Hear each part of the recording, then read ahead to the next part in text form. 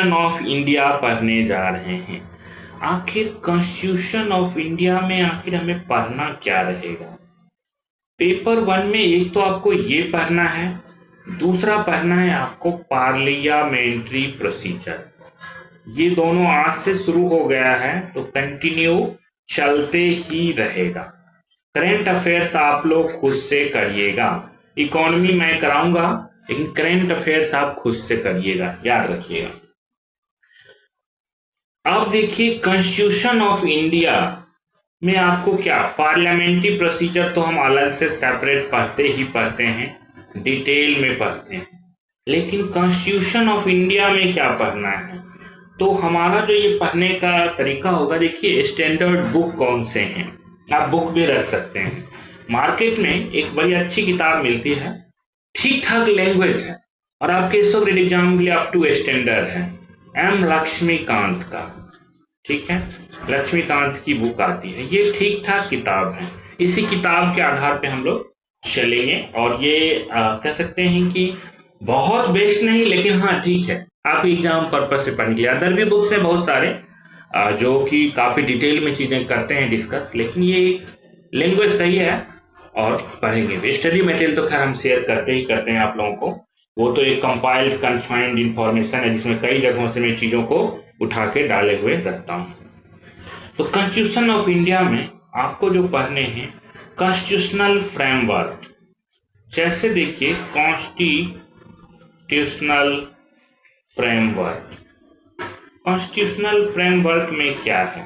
आखिर कॉन्स्टिट्यूशन का आप ब्रेक करेंगे तो जैसे कॉन्स्टिट्यूशन बना कैसे, संविधान आया कैसे, मेकिंग ऑफ कॉन्स्टिट्यूशन पढ़ेंगे हम लोग, ठीक है, उसके सैलेंट फीचर्स को पढ़ेंगे। हमारे सैलेंट फीचर्स जितने भी हैं, ठीक है, ये सैलिएंट फीचर्स जो कॉन्स्टिट्यूशन के हैं, ये कॉन्स्टिट्यूशन का एक ओवरऑल व्यू देता है, इसको जरूर आपको जानना पड़ेगा और जब आप ये जान जाएंगे तो आपको काफी आसानी होगी संविधान को समझने में। संविधान बढ़िया अच्छे तरीके से पढ़ना चाहिए। हम लोग जब आगे बढ़ेंगे तो प्रियम्बल के बारे में भी पढ़ेंगे, ठीक है, प्रियम्बल क्या है नहीं है, पार्ट है कॉन्स्टिट्यूशन का नहीं है या है, यूनियन एंड इट्स टेरिटरी भी देखेंगे, ठीक है, इट्स टेरिटरी के हमारे देश में कौन कौन से भाग आते हैं नहीं आते हैं, कौन हमारे देश में सिटीजन है नहीं है, सिटीजनशिप के बारे में भी आपको जानना पड़ेगा, कैसे सिटीजनशिप एक्वायर कर सकते हैं। आपके कुछ राइट्स हैं, फंडामेंटल राइट, मौलिक अधिकार, उसके बारे में काफी क्वेश्चन इससे आता है, फंडामेंटल राइट्स। इसके साथ साथ फंडामेंटल राइट्स के साथ साथ डीपीएसपी भी पढ़ेंगे, directive principles of state policy, कुछ फंडामेंटल ड्यूटीज भी हम लोग पढ़ेंगे। दूसरा पोर्शन आएगा लेजिस्लेटिव। लेजिस्लेटिव का जो पोर्शन आएगा पढ़ने के लिए, ये लेजिस्लेटिव वाला पोर्शन हम हमेशा जो पढ़ते हैं वो पार्लियामेंट्री प्रोसीजर के साथ पढ़ते हैं, ठीक है। तो लेजिस्लेटिव कैसे कानून बनेगा, क्योंकि पार्लियामेंट्री प्रोसीजर पढ़ना ही है पूरा पार्लियामेंट, तो अलग से इसे कॉन्स्टिट्यूशन में ना शामिल करके पार्लियामेंट्री प्रोसीजर के साथ पढ़ेंगे। थर्ड जो चीजें आएगी वो आएगी एग्जीक्यूटिव। एग्जीक्यूटिव से काफी क्वेश्चन आते हैं, प्रेसिडेंट, वाइस प्रेसिडेंट, ठीक है, पीएम, सीएम, गवर्नर, सबके बारे में, अटॉर्नी जनरल, सॉलिसिटर जनरल, सबके बारे में हम पढ़ेंगे। यहाँ पे ग्रांड एग्जीक्यूटिव कौन है, ब्यूरोक्रेसी क्या है। इसके बाद का जो फोर्थ पार्ट हमारा आएगा वो आएगा जुडिशियरी का। जुडिशियरी में आपको supreme court, high court, Lord judicial court, जो आपका सबऑर्डिनेट कोर्ट होता है, इस सब के बारे में हम पढ़ेंगे, ठीक है, पूरा इसमें पढ़ना होगा। इसके अलावे तीनों अंग जब आप पढ़ लेते हैं तो फ्यू बॉडीज के बारे में हम जान लेंगे। जैसे आप कह सकते हैं यूपीएससी है, कुछ कॉन्स्टिट्यूशनल बॉडी हैं, इसको भी हम दो भागों में बांट लेते हैं। कॉन्स्टिट्यूशनल बॉडी जैसे कि यूपीएससी, इलेक्शन कमीशन, ईसी, इन सब के बारे में पढ़ेंगे। जीएसटी काउंसिल, ये भी कॉन्स्टिट्यूशनल है, आपको पता चलेगा जब हम पढ़ेंगे देखेंगे। एक नॉन कॉन्स्टिट्यूशनल बॉडी है जो कॉन्स्टिट्यूशन में नहीं है, नॉन कॉन्स्टिट्यूशनल बॉडी, ठीक है, उसके बारे में पढ़ेंगे। जैसे नीति आयोग, आप लोगों ने पहले प्लानिंग कमीशन होता था तो नीति आयोग के बारे में पढ़ेंगे। CIC के बारे में आप लोग पढ़ चुके हैं, सेंट्रल इंफॉर्मेशन कमीशन। इस तरह के और भी हैं, लोकपाल, लोकायुक्त है, नेशनल ह्यूमन राइट्स कमीशन है। ये सब कॉन्स्टिट्यूशनल वाले में देखेंगे तो एक नाम और आ जाएगा, C&AG। देखिए मुझे याद आ गया, election commission, UPSC, GST council, C&AG। तो C&AG के बारे में भी ये सब चीजें भी हम पढ़ेंगे। तो हमारा पूरा कॉन्स्टिट्यूशन इतना ही हमें पढ़ना है एसओ एग्जाम के लिए कन्फाइंड होके। और लेजिस्लेटिव पूरा का पूरा प्रोसीजर जो पढ़ेंगे वो पार्लियामेंट्री प्रोसीजर के साथ पढ़ेंगे। आइए बिना डिले किए हुए हम लोग आगे बढ़ जाएं कि भाई कॉन्स्टिट्यूशन कहाँ से बना, क्या बना, नहीं बना। सबसे पहले हमें समझना होगा कि व्हाट इज कॉन्स्टिट्यूशन। ये कॉन्स्टिट्यूशन क्या है? कॉन्स्टिट्यूशन, देखिए कॉन्स्टिट्यूशन एक बुक है, आप देखेंगे, लेकिन ये सबसे सुप्रीम लैंड ऑफ लॉज है। अगर मैं संविधान को एक बड़ा गोला बना दूं समझने के पर्पज से, इसको हम कहता हूं कि ये कॉन्स्टिट्यूशन है। क्या है? कॉन्स्टिट्यूशन। तो इस कॉन्स्टिट्यूशन में कुछ शेड्यूल रख दिए गए हैं। ऐसे शेड्यूल याद है ना किसको रखते थे? जैसे मैंने उदाहरण देते थे, बच्चों का, क्लास के बच्चों का नाम लिखना है, नाम ही पेज में लिखते जाए अच्छा नहीं लगता, कहते हैं नाम के लिए एनेक्सर देखें, लिस्ट, नाम के लिए लिस्ट 1 देखें, ठीक है। तो यहाँ पे एक शेड्यूल रखा हुआ है, एक नहीं कई सारे शेड्यूल हैं। ये शेड्यूल जो हैं, पहले शेड्यूल 8 थे जब कॉन्स्टिट्यूशन बना था, अब इसमें से 4 शेड्यूल और जुट गए हैं, अभी टोटल 12 शेड्यूल हैं। क्लियर है? पहले 8 थे जब बना था, 4 जुट गए, अभी 12 हो गए। संविधान को क्या किया गया है? कई भागों में बांट दिया गया है। इस छोटे छोटे भाग को हम कहते हैं पार्ट्स। क्या कहते हैं? पार्ट्स कहते हैं। इसको बोलते हैं हम पार्ट्स। और ये कितने पार्ट्स हैं संविधान में? जब बना था तो 22 पार्ट्स थे, फिर उसमें से कुछ जुटे कुछ हटे, तो मैं कर देता हूं अब जो है बढ़ करके नाउ 25 पार्ट्स हैं। कितने पार्ट्स हैं? 25 पार्ट्स, मतलब अभी 12 शेड्यूल, 12 शेड्यूल, 25 पार्ट्स, ठीक है। पार्ट्स को क्या किया गया? चैप्टर में बांट दिया गया। कॉन्स्टिट्यूशन का बुक आप पलट के देखिएगा, संविधान ओरिजिनल संविधान लॉ एंड जस्टिस से छपता है, उसको क्या किया गया? बांट दिया गया चैप्टर्स में। किसमें बांट दिया गया? चैप्टर्स में। चैप्टर्स को छोटे छोटे चैप्टर्स में जो बातें लिखी गई उसको बांट दिया गया आर्टिकल्स में। किसमें बांट दिया गया? आर्टिकल्स में। जैसे कि छोटे छोटे संविधान के अनुच्छेद इसे हिंदी में बोलते हैं, आर्टिकल्स में। जैसे मैं कहूं कि भाई आर्टिकल 21, एग्जाम्पल देखिए, आर्टिकल 21, तो ये आर्टिकल हो गया। अभी जब नया संविधान था, जब पुराना बना था संविधान, वहां टोटल ओरिजिनल में 395 आर्टिकल्स थे, लेकिन कुछ जुड़ते गए कुछ घटते गए। अब जो है ये कह रहे हैं, इसमें थोड़ा डिबेट रहता है। 448 आर्टिकल्स हैं, लेकिन जैसे ये 21A 21B लगा के देखते हैं तो कई लोगों का मत है कि नहीं नहीं सर 470 भी हो सकता है, 470।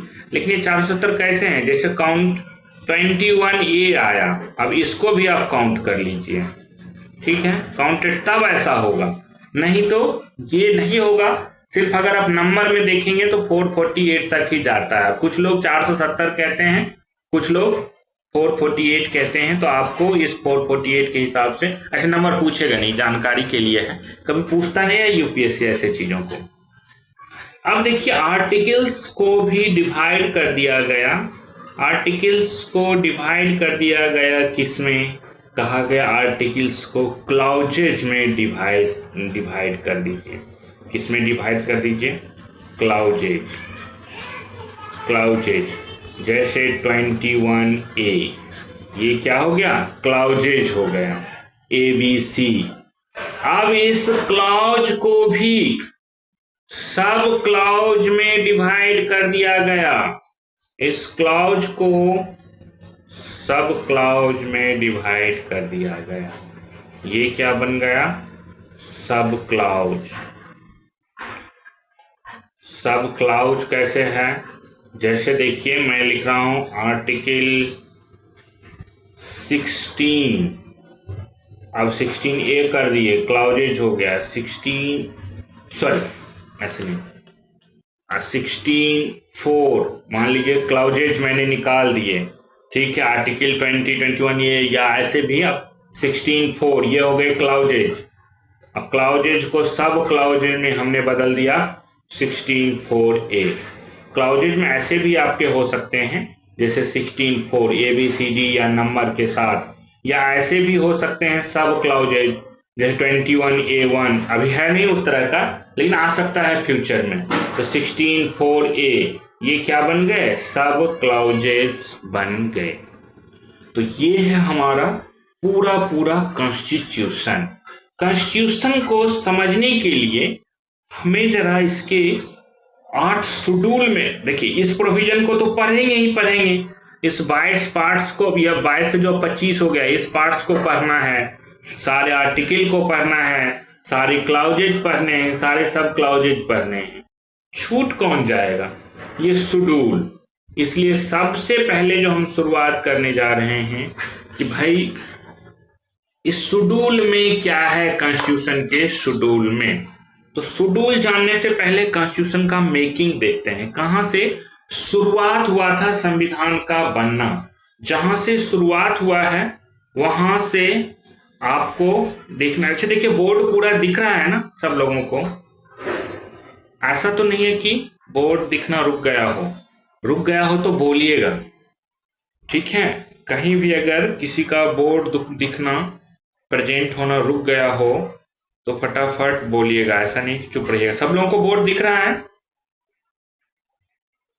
बताइए। Yes sir. अच्छा चलिए, बोर्ड दिख रहा है तो ठीक है।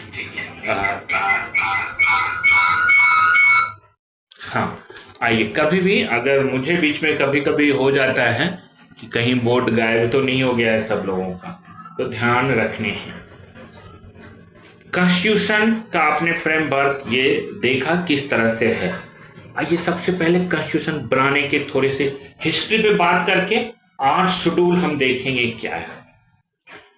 देखिए कॉन्स्टिट्यूशन ऐसे नहीं है कि एक ही दिन में बन गया होगा, या कुछ इस तरह का कॉन्स्टिट्यूशन तुरंत बन के हाथों हाथ आ गया होगा।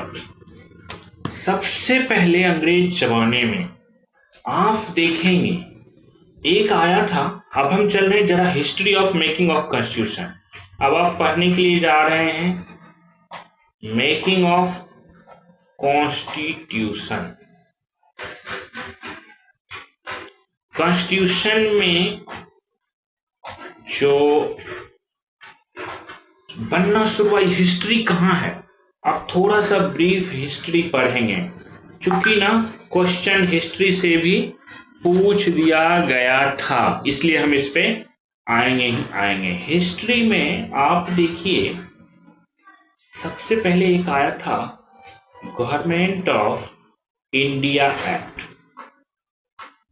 Government of India act 1935। उसमें कुछ प्रोविजंस बनाए गए, 321 सेक्शन थे वहां पे, 10 शेड्यूल लाए गए। ऐसा ये एक पहला प्रयास कर सकते हैं, अंग्रेजों के द्वारा रूल रेगुलेशंस लाने की कोशिश की गई। आज भी हमारे संविधान में देखेंगे कि बहुत सारी चीजें गवर्नमेंट ऑफ इंडिया एक्ट 1935 से ली हुई है। ये 1935 की बात थी, पहली बार ऐसा हुआ। ये काफी क्या था, लेंदी था, लेंदी एंड डिटेल्ड था। इंडिया के परिप्रेक्ष्य में, इंडिया के रिस्पेक्ट में कुछ चीजें बना। मैंने कितना कहा, 321 सेक्शंस थे, 10 शेड्यूल थे। नहीं पूछेगा एग्जाम में, बस समझने के पर्पज से। बाद में ये चलते रहा देश में, लोगों ने कहा कि नहीं इस तरह। इसमें ना एक सिस्टम आया कि एक प्रोविंशियल लेजिस्लेटिव असेंबली वगैरह बनाया गया, मेन पावर अंग्रेजों के हाथ में ही रहा। उसमें नहीं चलते, क्योंकि हम कॉन्स्टिट्यूशनल प्रोस्पेक्ट्स में चल रहे हैं, तो हिस्ट्री पे ज्यादा बात नहीं करेंगे। इसके बाद क्या हुआ कि एक आया 1942 में क्रिप्स मिशन। आप लोगों को पता होगा क्रिप्स मिशन जो आया, क्रिप्स मिशन क्या करता है, कहता है एक ड्राफ्ट प्रपोजल लाता है। क्रिप्स मिशन एक ड्राफ्ट प्रपोजल लेके आता है, ठीक है। ये ड्राफ्ट प्रपोजल क्या था, ड्राफ्ट प्रपोजल था कि हम फ्रेम करेंगे कॉन्स्टिट्यूशन वर्ल्ड वार 2, एक इंडिपेंडेंट कॉन्स्टिट्यूशन बनेगा। ड्राफ्ट प्रपोजल था कि इंडिपेंडेंट, इसमें देखिए ज्यादा ये नहीं, एक इंडिपेंडेंट कॉन्स्टिट्यूशन कहा बनेगा टू बी फ्रेम्ड। धीरे धीरे हम लोग आजादी की तरफ बढ़ रहे थे, अंग्रेजों को भी लग रहा था। कहा आफ्टर वर्ल्ड वार 2, विश्व युद्ध, दूसरा विश्व युद्ध जो चल रहा था, कहा इसके बाद। कोई नहीं माना। मुस्लिम लीग, यहाँ पे जो मुस्लिम लीग थे उनका डिमांड था 2 स्टेट। मुस्लिम लीग भी रिजेक्टेड कर दिया। इनके रिजेक्ट होने का कारण क्या था कि भाई डिवाइड करिए। ब्रिटिश इंडिया जो था, ब्रिटिश इंडिया मतलब पुराना भारत, जिस पे पूरे ब्रिटेन का कब्जा था, उसको 2 भागों में बांटिए। कौन कौन, एक इंडिया, एक पाकिस्तान, ऐसे आप बनाए दिए। ये डिमांड था, रिजेक्टेड। इनका डिमांड ये था, क्योंकि ये डिमांड फुलफिल नहीं हो रहा था, not fulfil in Cripps mission plan. जो क्रिप्स मिशन आया था उसमें नॉट फुलफिल्ड, तो उसको मानने से इन्होंने क्या कर दिया, मना कर दिया। गांधी जी को लगा, थोड़ा बहुत लोग बोले कि भाई, लोगों ने फ्यूचर डेटेड चेक भी कहा। फिर गांधी जी को सार्जेंट भी कहा गया कि भाई आप इनके फेवर में कह रहे हैं, ये सब नहीं होना चाहिए, इनके फेवर में लोगों को भर्ती कर रहे हैं। तो ये सब इतिहास की बातें हैं, चलती रही, आप हिस्ट्री ऐसे भी पढ़ सकते हैं। नवंबर 1946 में आगे की हिस्ट्री पे बढ़ते हैं, थोड़ा थोड़ा जैसे जैसे डेवलपमेंट हुआ है इस फील्ड में। तो नवंबर 1946 अब जो आता है वो कैबिनेट मिशन प्लान आता है। Cabinet mission plan, cabinet mission plan आता है और ये कहता है कि एक कॉन्स्टिट्यूएंट असेंबली बनेगी। ठीक है, क्या बनेगी, तो कॉन्स्टिट्यूएंट असेंबली का कंस्टिट्यूट किया जाएगा। इसमें था कि टू कॉन्स्टिट्यूट कॉन्स्टिट्यूएंट असेंबली। देखिए, हमें वो सब चीजें ही रखते जा रहे हैं जो हमारे संविधान के पर्पस से सही है। ठीक है, संविधान के फ्रेमिंग के प्रोस्पेक्टिव से हमें सही लग रहा है। कैबिनेट मिशन प्लान आया, कहा टू कॉन्स्टिट्यूएंट असेंबली। कहा ठीक है, अब कैबिनेट मिशन प्लान पे काम शुरू हुआ। मुस्लिम लीग तो मुंह लटकाए हुए था ही कि भाई हमको 2 स्टेट चाहिए। तो जो कैबिनेट मिशन था, उस कैबिनेट मिशन प्लान के तहत क्या किया गया, कहा गया कि भाई कॉन्स्टिट्यूएंट असेंबली बनेगी। कॉन्स्टिट्यूएंट असेंबली, असेंबली का सीट कितना निर्धारित किया गया, टोटल स्ट्रेंथ रखा गया इसके लिए 389। टोटल स्ट्रेंथ, कहा इसका चुनाव कैसे हुआ, ये सब बताया गया था। 389 सीट रखा गया। कहा ठीक है, कहा इसमें से मतलब चुनाव हुआ, अप्रत्यक्ष चुनाव था, इनडायरेक्ट इलेक्शन था। मैं कह दूं ये डायरेक्ट नहीं था, ये कौन सा इलेक्शन था, इनडायरेक्ट इलेक्शन। कैसे था इनडायरेक्ट इलेक्शन, अभी हम बात करते हैं कि इसमें वोट कौन दिए। जो लेजिस्लेटिव प्रोविंशियल लेजिस्लेटिव असेंबली बने हुए थे उसके मेंबर लोग इसमें वोट दिए। अब 389 सीट का इलेक्शन होता है। इलेक्शन के बाद आप देखेंगे कि कांग्रेस जो है 208 कांग्रेस जो है 208 सीट जीतती है। उसके बाद मुस्लिम लीग को मिलता है 73 सीटें। 15 लोग इंडिपेंडेंट जीतते हैं, जो किसी पार्टी से इंडिपेंडेंट। कितने लोग थे, 15 लोग थे, प्लस 93 सीट, 93 सीट्स किनको दिया गया था, राजे रजवाड़े जो थे उनको दिया गया था। सीट्स जो था किसको मिला, प्रिंसली स्टेट्स को। लेकिन ये लोग चुनाव में तो इनको एक भी सीट नहीं मिलता, राजा को कोई वोट देता। प्रिंसली स्टेट्स को 93 सीट्स जो मिले वो बांट के दे दिए गए थे। इसमें नॉमिनेशन बेसिस था कि नॉमिनेशन बेसिस आप भेजिए अपने प्रतिनिधि। संविधान बनना है, एक नया इंडिपेंडेंट संविधान बनना है तो आप इसमें भेजिए। ये लोग पार्टिसिपेट नहीं किए। राजे रजवाड़े तो अपना शौक मौज में ही रहते थे, इनको देश से क्या लेना देना था। Not participated. इनको ये कहते थे नहीं मेरा राज्य रहेगा। अब इन्हीं की वजह से तो पूरा आप देख रहे थे अंग्रेज शासन कर रहे थे, इनको फूट डाल डाल के। ठीक है, इसमें जो हुआ था इसमें जो सीट का डिस्ट्रीब्यूशन किया गया था वो सीट का डिस्ट्रीब्यूशन था कम्युनिटी के आधार पे। पहले देखिए इनका वोटिंग समझिए। वोट डालने वाले कौन थे इस कंस्टिट्यूएंट असेंबली के। इसका जो इलेक्शन था, इस इलेक्शन में वोट डालने वाले कौन थे। इसका जो इलेक्शन हुआ था उसमें वोटिंग किसने किया था, वोटिंग किए थे मेंबर ऑफ, जो मेंबर थे member of provincial legislative assembly. Provincial legislative assembly, ये छोटे छोटे, जैसे आज के डेट में देखेंगे ना राज्य का जो लेजिस्लेटिव असेंबली है, ठीक उस तरह से छोटे छोटे प्रोविंस बनाए गए थे अंग्रेजों के समय में। वहां पे लेजिस्लेटिव असेंबली होती थी, एक बनाया गया था। तो जो उनके आज के डेट में कह सकते हैं उपराष्ट्रपति के चुनाव में काफी प्रभाव दिखेगा। उपराष्ट्रपति नहीं, राष्ट्रपति के चुनाव में। तो जो एक प्रोविंशियल लेजिस्लेटिव असेंबली उस समय बनाया गया था, सब लोगों से चुनाव करवा के लाया गया था, और उसमें से भारतीय लोग भी थे, अंग्रेज लोग भी थे, उस हिसाब से बनाया गया था। मैक्सिमम पावर तो इन लोगों के हाथ में था, बट फिर भी कहा उनके, वो भी किसमें, कहा कि अपने अपने कमिटी का मेंबर चुनेंगे, रिप्रेजेंटेटिव ऑफ ईच कम्युनिटी। मैं बोल रहा हूं इसमें जो इलेक्शन हुआ ये रिप्रेजेंटेटिव, अब मैं एक चीज में जोड़ना चाहता हूं, रिप्रेजेंटेटिव ऑफ ईच कम्युनिटी।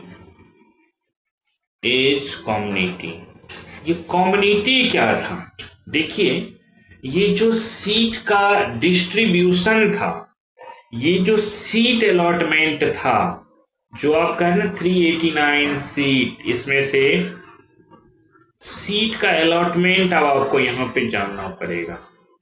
जो सीट अलॉटमेंट था वो seat allotment based on population था, बेस्ड ऑन कह सकते हैं proportion of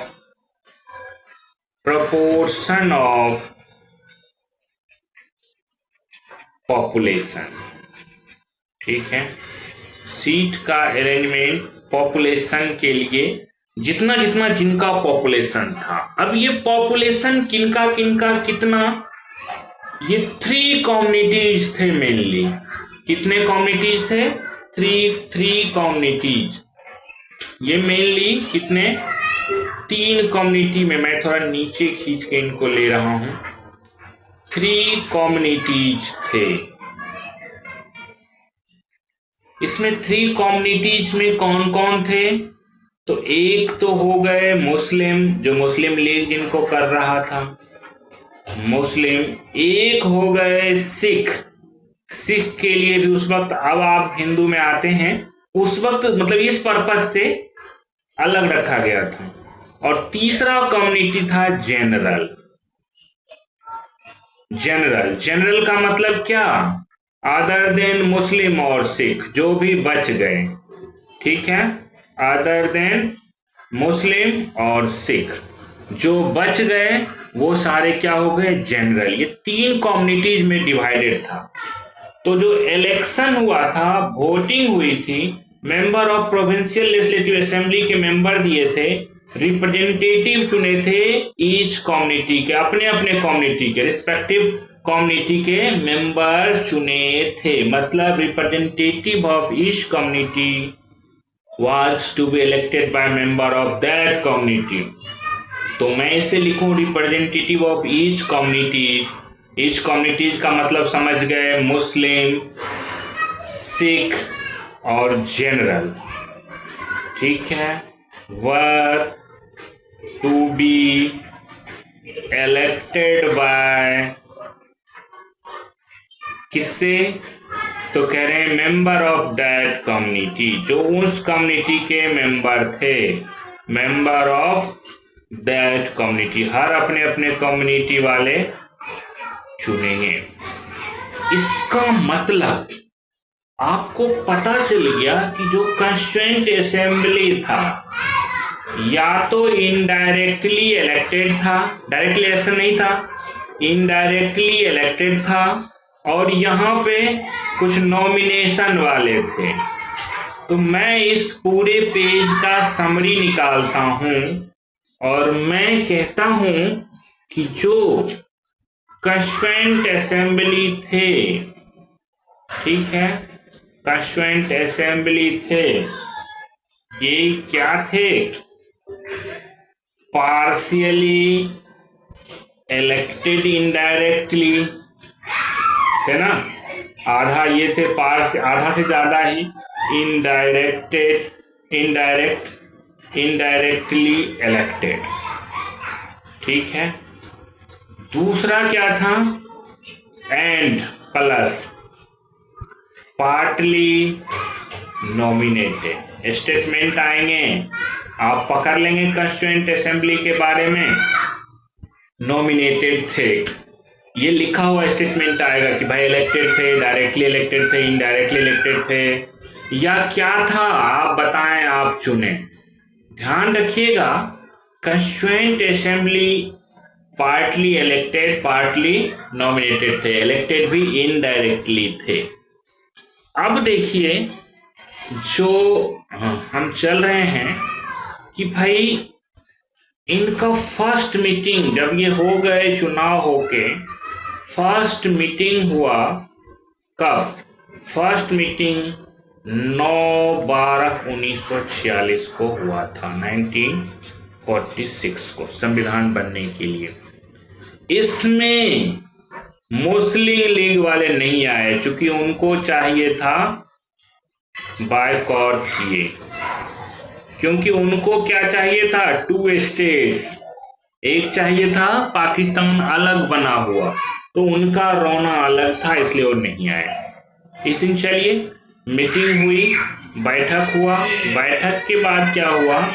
9/12 के बाद इस दिन डॉक्टर सच्चिदानंद सिन्हा, कभी नाम पूछे तो याद रखिएगा, डॉक्टर सच्चिदानंद सिन्हा को क्या किया जाएगा? टेम्पररी प्रेसिडेंट इन लोगों ने चुन लिया कि भाई हम टेम्पररी प्रेसिडेंट इनको चुनते हैं। ये सबसे बुजुर्ग व्यक्ति थे, फिर अगली बैठक ये 9 के बाद करते हैं 11 दिसंबर को, 2 दिन बाद 11/12/1946 को। इस दिन ये डॉक्टर राजेंद्र प्रसाद को चुन लेते हैं। डॉक्टर राजेंद्र प्रसाद को क्या करते हैं? चुन लेते हैं। डॉक्टर राजेंद्र प्रसाद चुने जाते हैं इनके प्रेसिडेंट, इलेक्टेड। अब ये आपस में वोटिंग करके चुन लेते हैं कि भाई हाँ कोई विरोध में नहीं हुआ तो ऐसे कर दो, इलेक्टेड प्रेसिडेंट। और ठीक 11 के बाद 13 तारीख को, 2 दिन बाद 2025 ने 1946, हम लोग नए जमाने में आ गए। यहाँ देखिए 196 ही लिखे में 4 छूट गया। 1946 को क्या हुआ कि भाई अब पंडित नेहरू, ठीक है, पंडित नेहरू, हमारा संविधान बनेगा तो कुछ तो ऑब्जेक्टिव होना चाहिए। एक लेके आए ऑब्जेक्टिव रिजोल्यूशन, जो आज का आपका प्रियम्बल है उसमें थोड़ा सा चेंज हुआ है, बात करेंगे। ऑब्जेक्टिव रिजोल्यूशन, ऑब्जेक्टिव रिजोल्यूशन आ जाता है। ऑब्जेक्टिव रिजोल्यूशन आने के बाद क्या होता है कि हम लोग 5 मिनट समय देख लें। देखिए 2-4 मिनट क्लास और चलेंगे, इस पोर्शन को एटलीस्ट कंप्लीट कर लेंगे, ठीक है। ऑब्जेक्टिव रिजोल्यूशन जब आ जाता है, इस ऑब्जेक्टिव रिजोल्यूशन पर डिस्कशन होते हैं और ये ऑब्जेक्टिव रिजोल्यूशन एडॉप्ट कर लिया जाता है, मान लिया जाता है। एडॉप्टेड कब? ऑन 22 जनवरी 1947, 22 जनवरी 1947 को। इसमें क्या था, ये जो रिजोल्यूशन है, ऑब्जेक्टिव रिजोल्यूशन, यही आपके संविधान की फिलॉसफी है। इसी का मॉडिफाइड वर्जन, जो अब थोड़ा बहुत चेंज हो गया, ठीक है, उसमें कुछ कुछ वर्ड जोड़े गए हैं, बात करेंगे। मॉडिफाइड वर्जन जो है वो क्या है? प्रियम्बल है। क्या है? प्रियम्बल है। एक बात सवाल आया मन में, ये तो हम लोग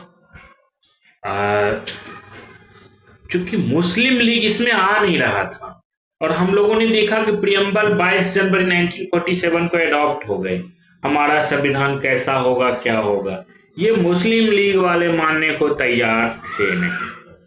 मुस्लिम लीग वाले जब मानने के लिए तैयार नहीं थे तो एक क्या होता है कि जून 3 को एक माउंट बेटन प्लान लाया जाता है। ये हमारा प्रियम्बल तक हम पहुंच गए हैं, प्रियम्बल पे बात करेंगे। जरा देखते हैं कि बीच में क्या होता है, तब तक दूसरे तरफ बैकग्राउंड में क्या चल रहा था। चूंकि मुस्लिम लीग नहीं माना तो एक माउंट बेटन प्लान आते हैं। माउंट बेटन प्लान कब लाया जाता है? तो जून 3, 1947, जून 3, 1947 को ये लाया गया। इसमें ब्रिटिश इंडिया का जो डिवीजन की बात थी, कहा कि हाँ ठीक है, ब्रिटिश इंडिया डिवाइड होगा किसमें? पाकिस्तान और हिंदुस्तान, मतलब इंडिया, ठीक है। कहा पाकिस्तान और इंडिया, भारत, 2 देश बनाए जाएंगे। मुस्लिम लीग वाले खुश हो गए, 2 इंडिपेंडेंट नेशन थे, इसको डिवाइड कर दिया गया। फिर इसको इम्प्लीमेंट करने के लिए, इस प्लान को इम्प्लीमेंट करने के लिए, कि भाई प्लान इम्प्लीमेंट होना है, और इम्प्लीमेंटिंग द प्लान,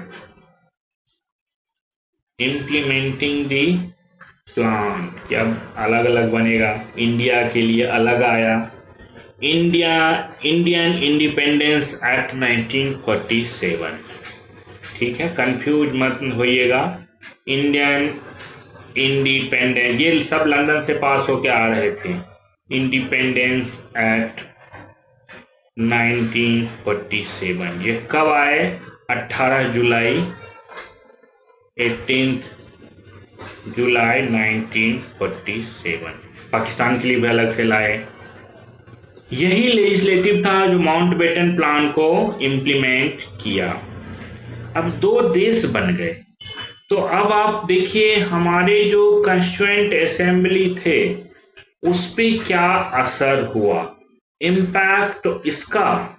जब ये चीजें हो गई पूरा मुस्लिम लीग अलग बट गए तो इम्पैक्ट ऑन कॉन्स्टिट्यूएंट असेंबली क्या हुआ? Impact on constituent assembly. देखिए इस कॉन्स्टिट्यूएंट असेंबली में पहले कितना सीट था? फर्स्ट सीट में चेंज आया। पहले था 389, अब उनका भाग जिस हिसाब से बटा पाकिस्तान का तो 90 सीट माइनस करना पड़ा, तो बच गया इनके पास 299 सीट। ठीक है। अब जब वो चले गए थे, कहा गया कि भाई अब वो नहीं है, तो हमारा जो ये कॉन्स्टिट्यूएंट असेंबली है, जो हमारा ये कॉन्स्टिट्यूएंट असेंबली बना है, अब पाकिस्तान का काम खत्म हो गया। ठीक है।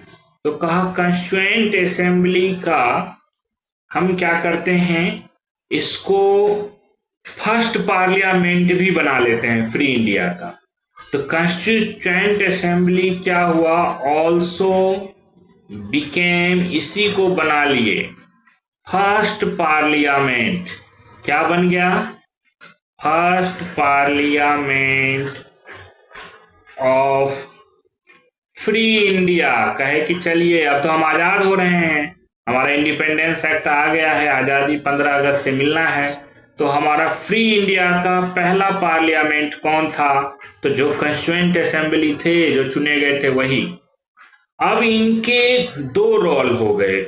एक रोल हो गया कॉन्स्टिट्यूएंट असेंबली का, जब रोल करते थे, काम करते थे, फंक्शन करते थे, तब इसको कौन चेयर करते थे? जो इनके अध्यक्ष थे, चेयर्ड बाय कौन? डॉक्टर राजेंद्र प्रसाद। ठीक है, clear? Chaired by doctor Rajendra Prasad. जब ये अब बन गए, साथ साथ इनको एक काम मिल गया, फर्स्ट पार्लियामेंट।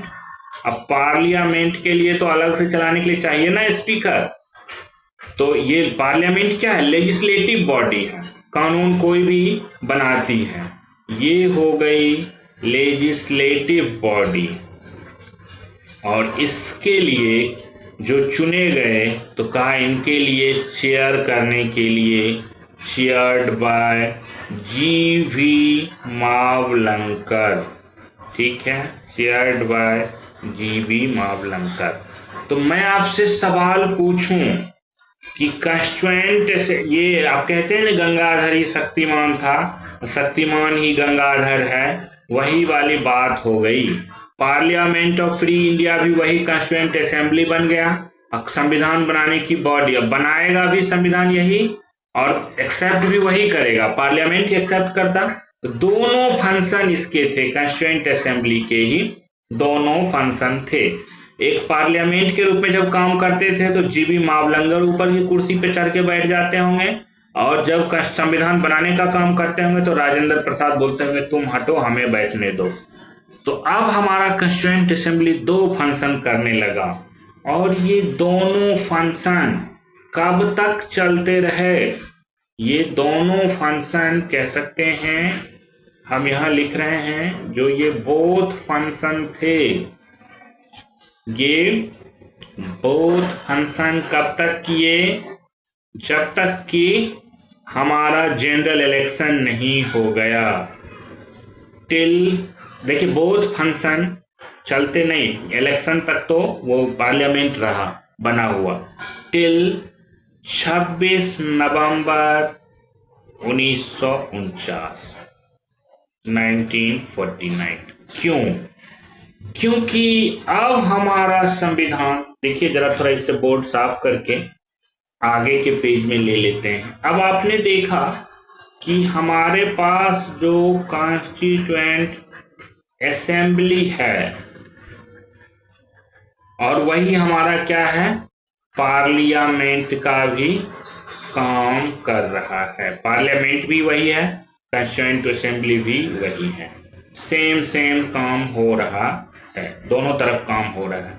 यहाँ हेड कौन कर रहे हैं, राजेंद्र प्रसाद, ठीक है, राजेंद्र प्रसाद। यहाँ कौन है, जीवी मावलंकर। अब ये कब तक चला, मैंने कहा टिल 26 नवंबर 1949। ये दिन क्यों? क्योंकि इसी दिन हमारा कॉन्स्टिट्यूशन कंप्लीट होके बन गया। Making of constitution completed, making of जो कॉन्स्टिट्यूशन था वो कंप्लीट हो गया। जब ये कंप्लीट हो गया और कुछ प्रोविजंस मैं अलग से बता रहा हूं, फ्यू प्रोविजंस अब तो कॉन्स्टिट्यूएंट असेंबली का काम खत्म हो गया ना, तब एक सिर्फ पार्लियामेंट के रूप में बचे, यही ना। फ्यू प्रोविजंस ऐसे थे जो तुरंत इंप्लीमेंट हो गए, फ्यू प्रोविजंस इम्प्लीमेंटेड इमीडिएटली। क्यों, मैं बता रहा हूं, कौन कौन पूछता है क्वेश्चन।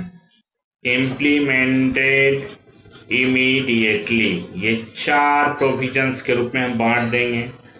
एक तो प्रोविजनल पार्लियामेंट, कहा कि भाई जो हमारा ये पार्लियामेंट है, प्रोविजनल पार्लियामेंट को एक्सेप्ट कर लिया गया, कहा यही हमारा पार्लियामेंट रहेगा।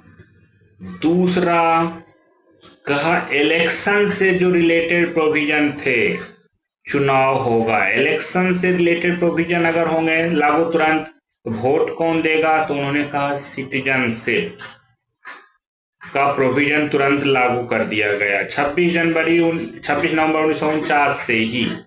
ये मैं जो डेट कह रहा हूं, इसी दिन से ये सब लागू कर दिया गया, ठीक है, तुरंत इंप्लीमेंट कर दिया गया। और फोर्थ क्या थे, कुछ टेम्पररी प्रोविजंस थे, फ्यू टेम्पररी। अब चूंकि 2 देश बटा था, इधर से लोग उधर जा रहे थे, उधर के लोग इधर आ रहे थे, तो फ्यू ट्रांजिशनल प्रोविजन जो था, जैसे हम लोग कुछ बात करेंगे समझेंगे, जैसे एग्जांपल के रूप में मैं लिखता हूं आर्टिकल 5, 6, 7 etc। ये सब ट्रांजिशनल प्रोविजन थे, कुछ इधर से उधर पाकिस्तान जा रहे थे लोग, कुछ हिंदुस्तान आ रहे थे उधर से, इन 4 चीजों को लागू कर दिया गया। देयर आफ्टर जो रिमेनिंग प्रोविजन था, मैंने कहा फ्यू प्रोविजन मैंने कहा इम्प्लीमेंटेड इमीडिएटली, चारों याद रखिएगा। अब जो रिमेनिंग प्रोविजन थे, ये सारे के सारे रिमेनिंग प्रोविजन कब लागू हुए, जब आपको पता है 26 जनवरी, जिस दिन आप गणतंत्र हो गए, नहीं रिपब्लिक हो गए, 1950 को लागू हुआ। चलिए आज का क्लास यहीं तक रखेंगे। अगले क्लास में हम प्रीएम्बल्स और साथ साथ कुछ कॉन्स्टिट्यूशंस के प्रोविजन